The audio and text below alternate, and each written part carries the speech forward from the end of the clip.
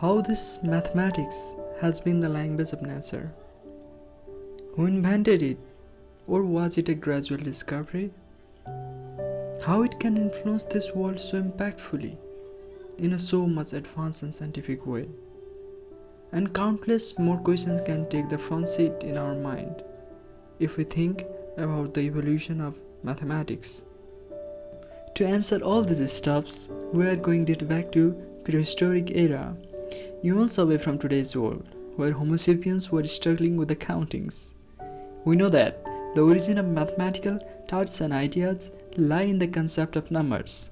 In this brand new first episode of Brief History of Mathematics, I will be covering the history of numerals only. For a time, let us suppose we are truly unknown about any concepts of math and numbers, and we are in Paleolithic era, which is known as the early phase of Stone Age. And we hunted 5 deers and 5 pigs. But here we don't know about any of such notations, though it has some natural sense of ideas in one's mind. That we had killed this and this much, though we cannot express it. Our mind senses something. This abstract idea is called number. It gives idea and commonness in something. Let us suppose there are 5 cows and 5 pencils. Nothing is common in them except the idea and sense of 5.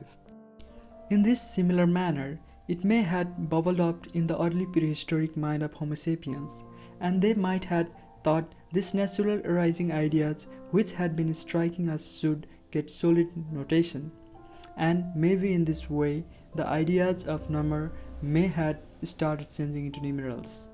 But the story and the way it has traveled to this Hindu-Arabic number system is so long. Approximately about 35,000 BCE, the Libambo bone discovered in the Libambo mountains of Swaziland, which is currently known as Kingdom of Eswatini, is considered the possibly oldest non-mathematical object. It consists of 29 notches cut into a baboon's fibula.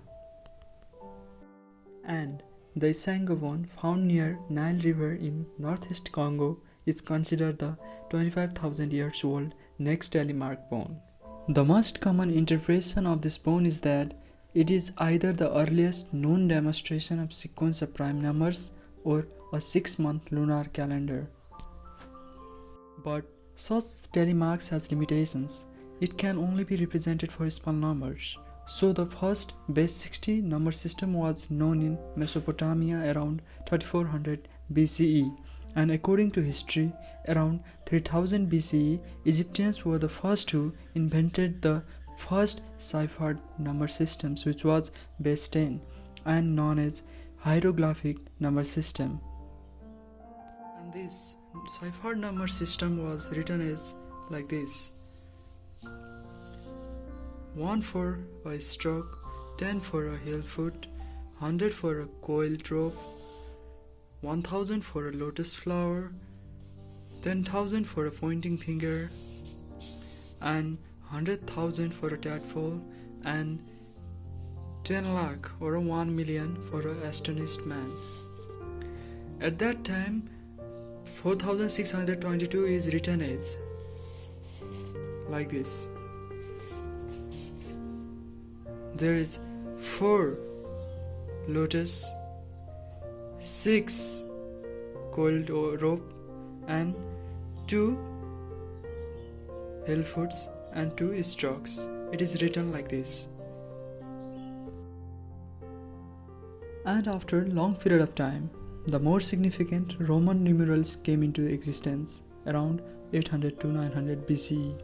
In this number system, there were 7 digits: I denoting 1, B denoting 5, X denoting 10, L denoting 50, C denoting 100, D denoting 500, and M denoting 1000, by which any number can be written, but it is hard to do general addition and subtraction. Though it remained dominant in Europe until the spread of more superior Hindu-Arabic numeral system around the late 14th century CE.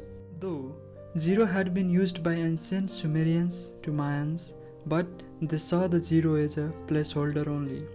not a number with its own unique value and properties. And the 0 as a digit was first introduced in India by Brahmagupta around 7th century CE. He was the first to show that subtracting a number from itself results in 0. From India, 0 made its way to China and back to Middle East, where it was taken by mathematician Muhammad al-Khwarizmi around 773 CE. He studied Indian arithmetic and showed how the 0 would function in algebraic equation. The algebra is named after him. The concept of 0 was not chewable to the Arab world. How nothing can be something? This was a big statement of dilemma. And Arab took that number system to Europe. It was again a big question of acceptance. It was Leonard Bonacci who introduced Indian number system to Europe by accepting the existence of 0 through his book Liber Bacchi. In this book, he had compared Indian numeral system with Roman numeral system. Gradually, Europe received Hindu-Arabic number system around late 14th century. From then, Hindu-Arabic number system has ruled the entire world. This is the brief journey of evolution of number system. The way we see and perceive number nowadays may change with time. After several of millions of years, we cannot guarantee about it.